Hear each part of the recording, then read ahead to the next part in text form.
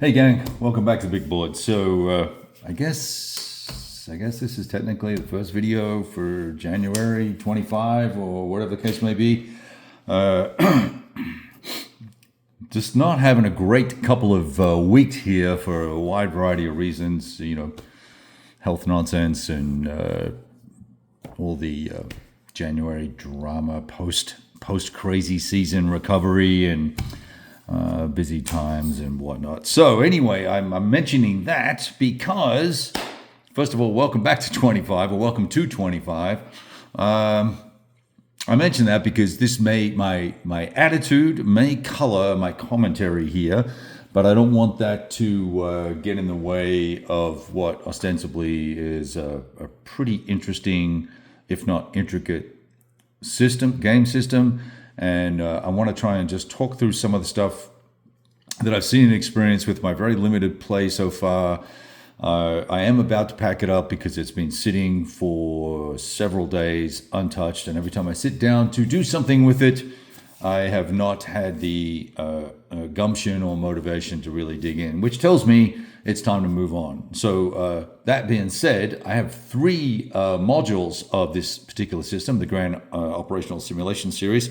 I'm probably going to sell Wacht am Rhein. Someone sold that to me for a relatively inexpensive price. So if I can actually work out how to ship it correctly, I will probably sell that off in the near future. I'm going to keep this one, Hurtgen's Hell Forest, and Lucky Forward, I think it's called, is the other one. I think there's lots of potential with Hurtgen.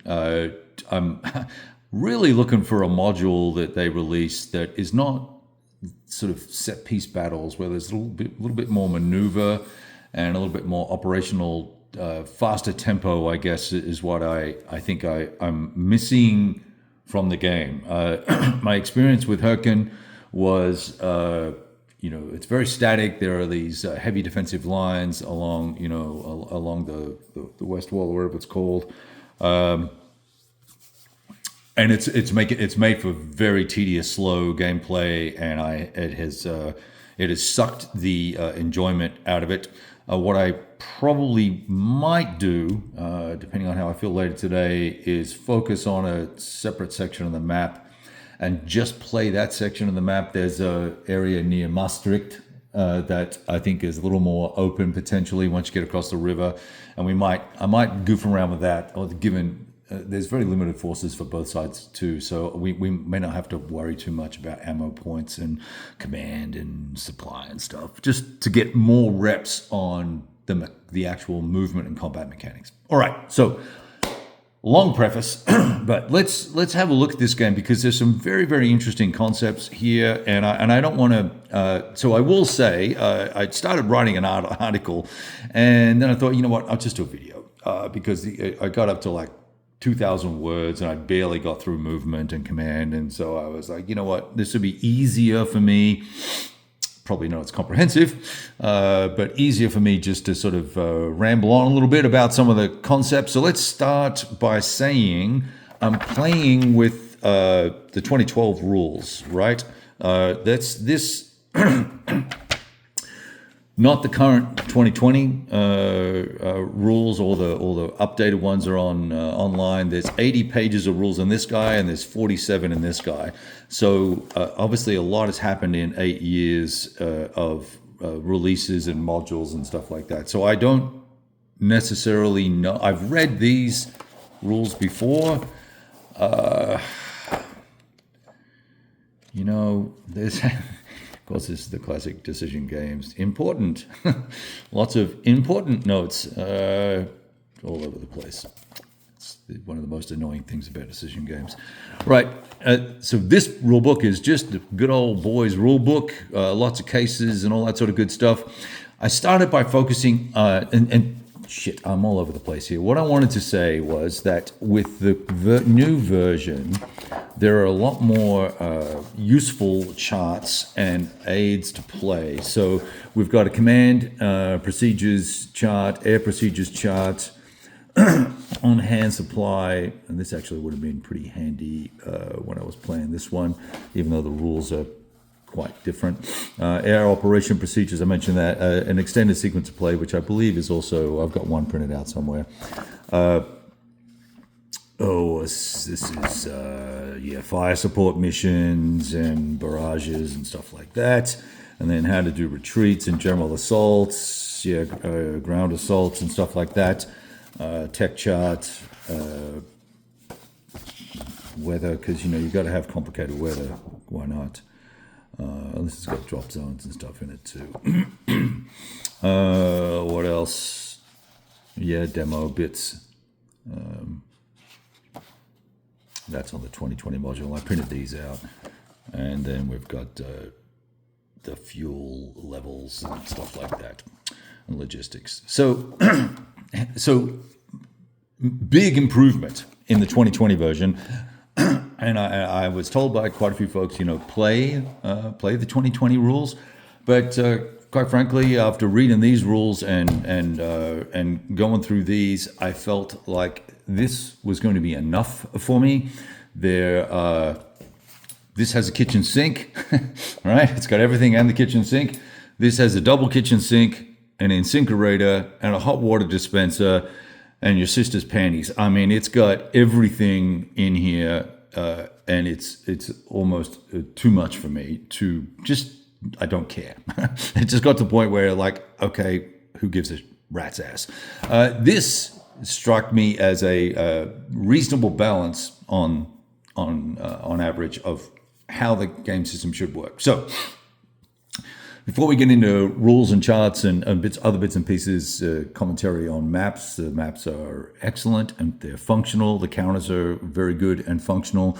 There are a shit ton of info counters which end up sort of all over the map and unfortunately all over the counters. And so you tend to really just see a sea of blue and red entrenchment markers and whatnot, which kind of detracts from the game's appeal visually to me, but it is what it is.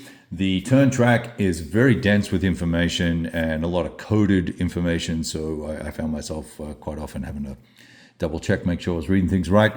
Scenario design and setup, not a fan of trying to find all the information in the scenarios. I struggled with this particular module's where the reinforcements were coming from and why there were some units that just appear on the map and others that have to come in from the side and all this sort of nonsense. And there was some just felt rushed or incomplete to me.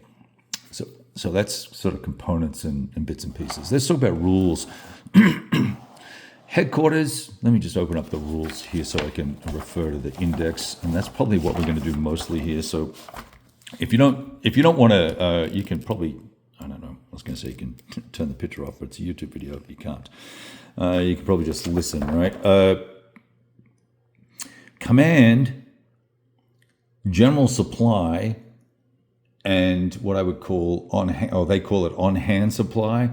It's sort of the overarching set of rules that are going to limit, restrict, control, pace the gameplay for you. It's going to be once you get through the rules. Now that I've seen these extra charts in Lucky Forward, I'll probably have a look at those to see if that would have changed my view on anything. But I struggled with the on-hand supply rules and the logistics rolling and what came in where and how things were allocated. There's a track here. Let me just loosen up the dolly here. There's a track here that you use to keep track of ammo points, artillery, fuel points, trucks and stuff, right? How this moves up and down and how it's used and how it's replenished, I found the Hurtgen rules to be a little convoluted to discern. It took a hot minute to work that out. Once you get that then is, as I mentioned, is going to pace your gameplay because you need to, by division and formation, allocate fuel and forces, fuel and trucks, and if you need them, and ammo points to artillery. as they fire. There are potential results that will impact your ability to be in action. Sorry, I had to pause there. I had a guy slow rolling past the house. I just want to make sure that he was going to keep going and not pull in the driveway. Right. Where was I? So those ammo points, you're going to have to replenish batteries if you roll poorly on combat results table, on the artillery barrage table and fire support tables, stuff like that. And you may just, you're going to use up ammo points. So you've got to be sort of thoughtful about where you're going to do things. This means that as you're building up these formations and preparing these formations for an offensive, so if you're looking to try and breach the West Wall, for instance, then you're going to want to make sure that you're keeping enough ammo set aside for massive barrages against the enemy to try and suppress them. You're not going to suppress them in the West Wall, but forces in and around the area, you might be able to get suppression results on them such that it gives you a combat modifier when you get to the prepared assault and general assault stage, right? So that's an important aspect of the game to keep straight. Number 2, movement is 6 pages of rules here. But before you read those, you really need to understand the different modes, stacking, and visibility and observation, and then these movement halts that can occur. There are a number of different modes. If your unit is face up, it's in tactical mode, and there's a prepared assault mode, which you put a marker on, and you don't move the unit during the turn, and then you get to move X number of hexes, 1 or 2 hexes to move into the assault. There's exploit mode as well, and there's maneuver reserve modes, and there's actually a strategic mode, but it's just strategic movement. It's not a mode per se. That's going to give you a 50% bonus on movement. So lots of detail there. The stacking, this game, for movement, this game uses open and constricted terrain concepts. And anytime you're moving units, the stacking is going to change depending on the type of terrain you're moving through. So while the base stacking may be 2 battalions plus 1 other unit, and then what it doesn't say in the rule, in Rule 6.1, I think, is then plus any free stacking units, so which can actually end up being up to 7 units.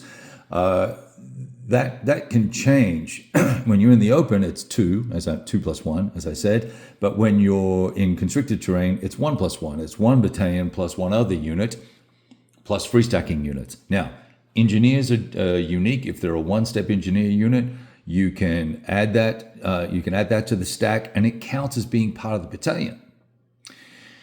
You can also add 0-step units, AT and AFV units that will give you the benefits of both offensively and defensively of those unit types. They don't count for stacking, and there's some other bits and pieces that don't count for stacking as well. But nevertheless, so it gets a little involved, right, as you're moving. Then we get into the actual, and so there's this observation concept where certain units have ranges and visibility and observation ranges, and once you hit some of those, depending on the type of unit it is, so like if it's an 88 millimeter gun set up somewhere, formation, little unit set up somewhere, it might have a 2 hex range from an observation point, and you've got to check these kind of lines of sight and know that, I can't move there, or I have to stop there. So it's going to force, kind of like an extended zone of control, force you to stop.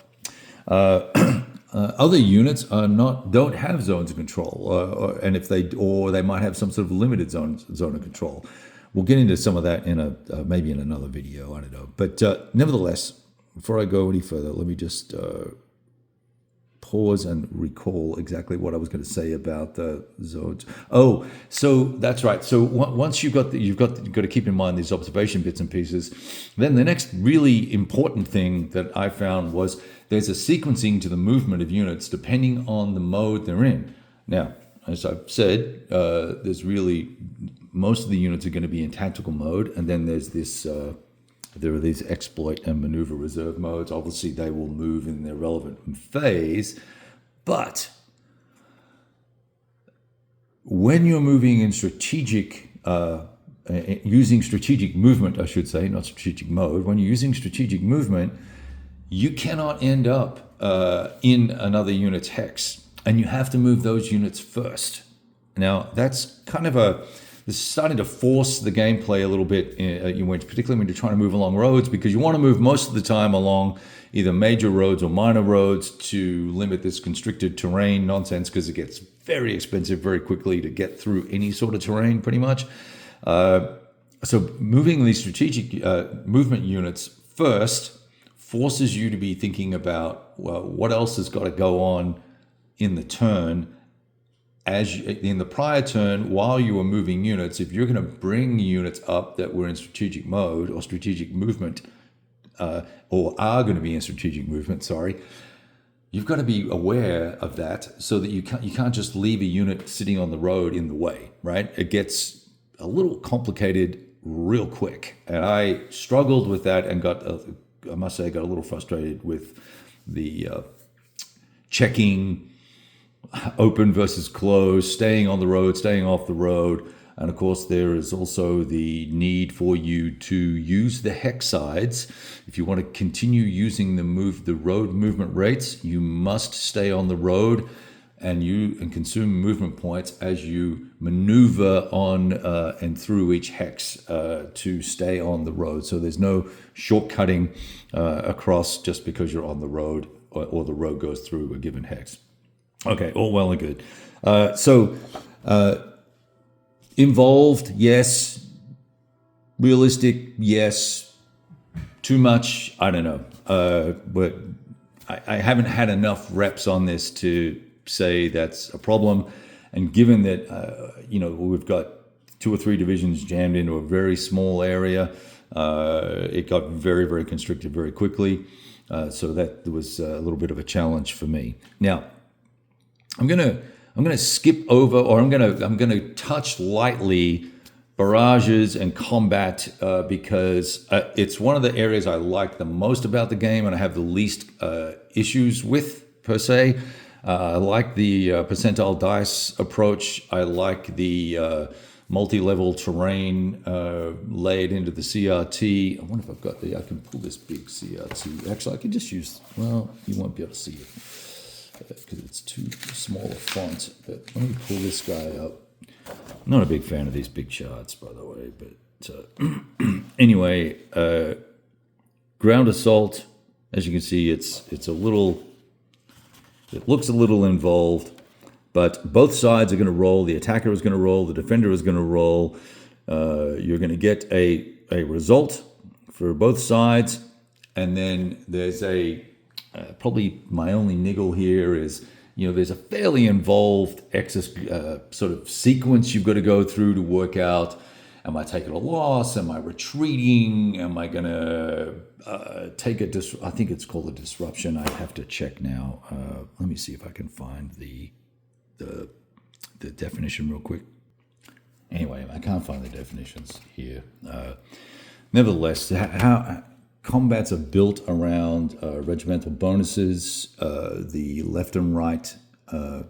So there are left and right column shifts. Then there are bonuses to the percentile dice based on the number of regimental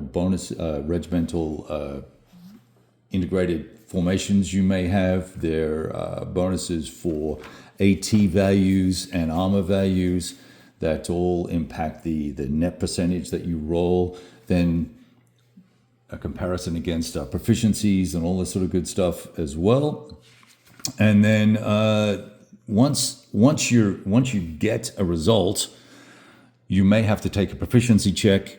You may have to take a mandatory hit result. There are discretionary hit results, and then you will go through this sort of subsequence to assess what the step loss priority is, what the maximum number of step losses may be, how to resolve discretionary hits, then retreating, and all this sort of wonderful stuff. So it gets involved quickly when it comes to combat. I actually like this version of the game's barrage table better than the current version. Just it's easier for me to sort of grok. But nevertheless, I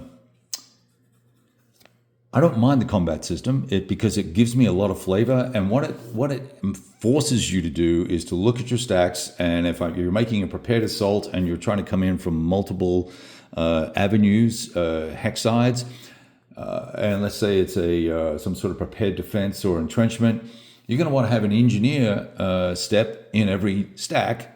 Otherwise, you're not going to get the engineering bonus, for instance. You're going to want to have AFV capabilities and AT capabilities to protect yourself as the attacker or defender.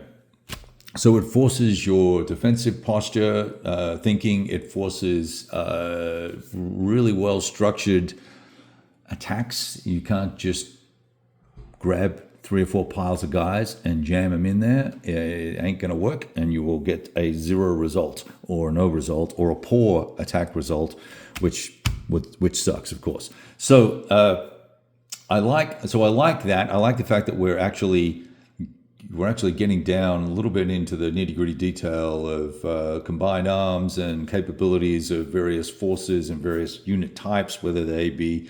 So, for instance, trying to go in and attack with just tanks, not great. Going in with just mechanized, not great. Can you pick up an artillery shift bonus on the attack or the defense, because there's final protective fire type of concepts as well. So lots of nuance in there and pretty interesting.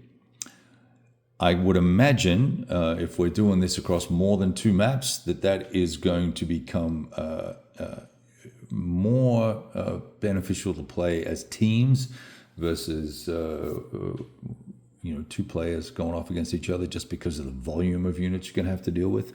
I've seen a lot of folks playing online in teams, and they seem to be having a great time. So anyway, and the final couple of things I want to mention, I know this has ended up being a long video, but engineering is curious to me because the turns are basically an AM PM turn with an option of conducting night operations, extended night operations and stuff like that. But the engineers, over the course of what feels like a very short period of time, can build both engineers and, in fact, even infantry units or mechanized. I think it's mechanized units as well. I'd have to double check now. But the infantry units can entrench themselves pretty rapidly. And this is what ends up happening on the map, as you see all these blue markers for entrenchments and red markers for entrenchments, whether they're level 1 or level 2, as the case may be, and kind of detracts from the artistic pleasure of the game, right? And then I find myself, I'm constantly looking to see what's in each hex, because even as the attacker, you may want to entrench for a couple of turns while you restock your ammo points and get some more fuel points in and make sure that you've got all your forces arrayed. So you don't want to just sit there and be exposed to potential counterattacks or artillery attacks and stuff like that. So lots of nuance to it, I guess, but I've found the engineers to be extremely powerful and impactful right across the breadth of the game, and it was fairly surprising to me that they were that effective. It does take some time to build some of these things, but it's significant. All right, so look, I'm not gonna carry on too much longer. We got a 24-minute video just clocked over, so I appreciate you guys checking in. Stay tuned for some gameplay of Aegean Strike. I'm going to mess around with this title a little bit more, but I am feeling the waning enthusiasm for the grind here, and I am curious to see what Lucky Forward will do for me. Did I call it Lucky Strike earlier on? I may have. Apologies. But Lucky Forward will probably be the next time I pull this out, because I think that might have a little bit more maneuver to it, and we'll see. But we'll see what happens. All right, all the best, guys. Take care.